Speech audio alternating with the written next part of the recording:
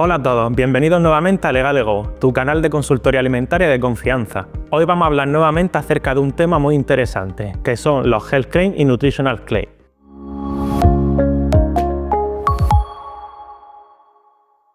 Como recordaréis, en anteriores ocasiones ya hemos hablado acerca de estos términos, pero hoy vamos a trabajar con ejemplos prácticos. Antes de comenzar con los ejemplos prácticos, queremos hacer un breve recordatorio acerca de estos términos. Si bien recordaréis, los Health Claims o declaraciones de propiedades de salud indicaban cualquier propiedad de algún ingrediente del producto que atribuía alguna propiedad saludable o beneficiosa para el organismo. En cambio, los Nutritional Claims o declaraciones nutricionales hablaban acerca de algún ingrediente del producto. Ambas son herramientas muy potentes para las marcas, pero ¿sabéis cómo tenéis que usarlas? Veámoslo.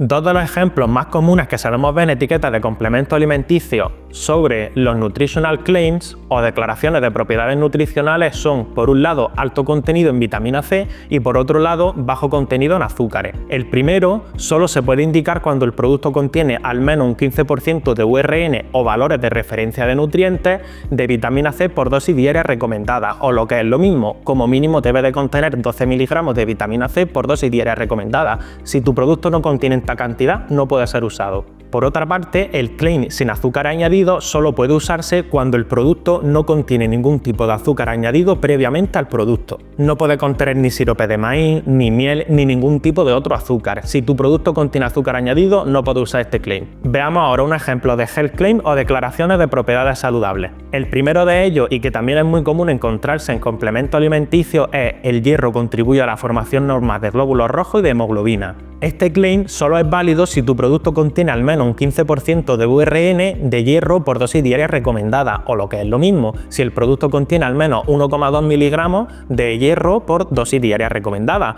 Como en el caso de la vitamina C, si tu producto no contiene esta cantidad, no puedes usar este claim.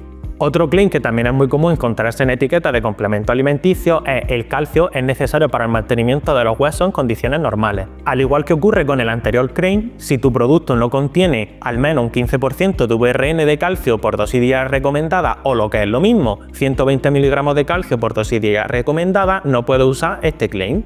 Y ahí lo tienes, un vistazo rápido y claro a todos los claims y las consideraciones que tienes que tener en cuenta. Habéis visto que estas herramientas son muy poderosas, pero siempre usarlas con cabeza y tenerlo claro: si no cumplís con estos requisitos, no podéis usarlo. ¿Os ha quedado todo claro? Os leemos en los comentarios. Muchas gracias por ver este vídeo. Recordad que tenéis más vídeos relacionados sobre consultoría alimenticia en el canal. Os esperamos.